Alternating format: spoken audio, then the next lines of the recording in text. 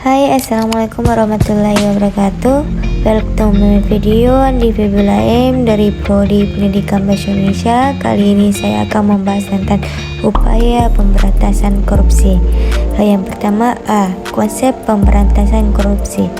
Tidak ada jawaban yang tunggal dan sederhana untuk menjawab mengapa korupsi timbul dan berkembang demikian masif di suatu negara. Ada yang menyatakan bahwa korupsi ibarat penyakit kanker ganas yang sifatnya tidak hanya kronis tapi juga akut. Dia menggerogoti perekonomian sebuah negara secara perlahan dan mau pasti penyakit ini menempel pada semua aspek bidang kehidupan masyarakat sehingga sangat sulit untuk diberantas. Perlu dipahami bahwa dimanapun dan sampai pada tingkatan tertentu, korupsi memang akan selalu ada dalam suatu negara atau masyarakat. Selanjutnya B. Upaya penanggulangan kejahatan atau korupsi dengan hukum pidana. Kebijakan penanggulangan kejahatan atau yang biasa dikenal dengan istilah politik kriminal atau criminal political behaviors dibedakan sebagai berikut. Yang pertama, kebijakan penerapan hukum pidana. Yang kedua, kebijakan pencegahan tanpa hukum pidana.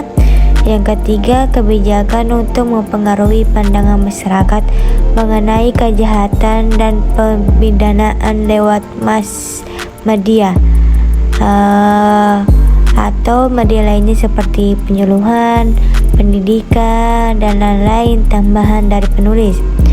Melihat perbedaan tersebut, secara garis besar upaya penanggulangan kejahatan dapat dibagi menjadi dua, yakni melalui jalur penal dengan menggunakan hukum pidana dan jalur non penal atau diselesaikan di luar hukum pidana dengan sarana non penal.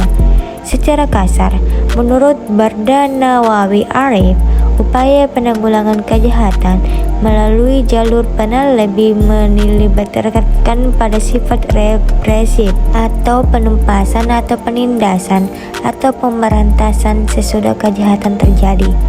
Sedangkan jalur non penal lebih menitik beratkan pada sifat preventif atau pencegahan.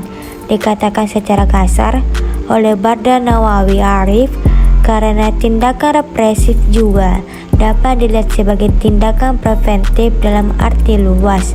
Nawawi Arif tahun 2008. Selanjutnya C. Berbagai strategi dan atau upaya pemberantasan korupsi. Caroline Klein menyebutkan 4 jenis atau tipe kebijakan pemberantasan korupsi yang dilakukan di berbagai negara. Yang pertama, tipe pertama adalah dengan mengurangi ketergantungan masyarakat terhadap kekuasaan negara, terutama dari pejabat publik dengan berbagai bidang kehidupan, misalnya dengan melaksanakan deregulasi ekonomi, mengurangi monopoli negara untuk memberikan pelayanan, melaksanakan reformasi pajak dan lain-lain. Yang kedua, tipe kedua adalah dengan menciptakan pemerintahan yang transparan dan akuntabel dengan mengurangi berbagai bentuk diskresi yang sering dilakukan oleh pejabat publik. Yang ketiga adalah dengan menciptakan situasi di mana masyarakat bisa memilih kemana meminta berbagai jenis pelayanan publik. Untuk itu diperlukan satu situasi yang memberikan kesempatan bagi birokrasi untuk dapat bersaing dengan memberikan pelayanan, dengan memberikan kesempatan masyarakat untuk memilih, maka berbagai modus suap menyuap dapat dikurangi. Prakondisi untuk hal ini adalah pemberian gaji atau upaya yang tinggi pada pejabat atau pelayanan publik agar tidak menerima suap. Yang keempat adalah dengan melakukan reformasi hukum dan peradilan.